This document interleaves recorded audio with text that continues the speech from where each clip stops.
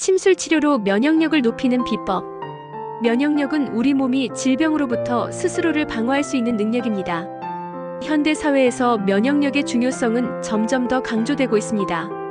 바쁜 일상과 스트레스, 불규칙한 식습관은 면역 체계를 약화시키며 이는 감기와 같은 가벼운 질병에서부터 심각한 만성 질환에 이르기까지 다양한 건강 문제로 이어질 수 있습니다.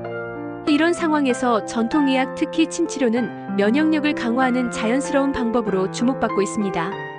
1. 침치료란 무엇인가?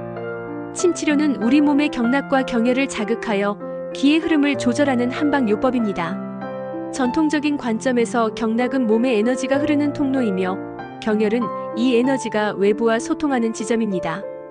침을 사용해 특정 경혈을 자극하면 몸의 균형을 바로잡고 내재된 치유력을 활성화할 수 있다고 믿습니다. 2. 침치료와 면역력의 관계. 침치료는 단순히 통증을 완화하거나 질병을 치료하는 데 그치지 않습니다. 다양한 연구 결과에 따르면 침치료는 면역세포의 활동을 촉진하고 염증을 조절하는 데 도움을 줄 수 있습니다. 특히 다음과 같은 메커니즘을 통해 면역체계를 강화합니다. 3. 백혈구의 활성화. 침치료는 백혈구, 특히 면역 반응의 핵심인 T세포와 NK세포의 활성을 높이는 것으로 알려져 있습니다. 이러한 세포들은 바이러스나 박테리아와 같은 외부 병원체를 제거하는 데 중요한 역할을 합니다. 4. 스트레스 완화. 스트레스는 면역력을 약화시키는 주요 요인 중 하나입니다.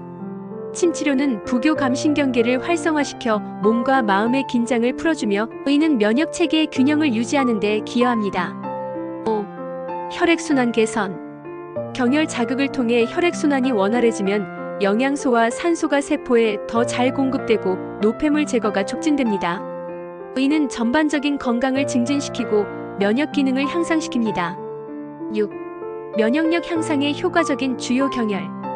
다양한 경혈 중에서 면역력 향상에 특히 효과적인 것으로 알려진 몇 가지를 소개합니다. 첫째, 족삼리.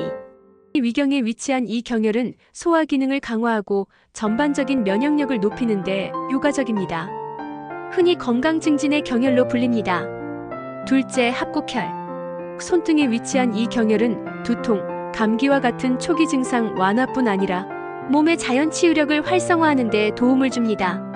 셋째, 태충혈. 간경의 대표적인 경혈로 간 기능을 개선하고 해독 작용을 돕습니다. 넷째, 신수혈.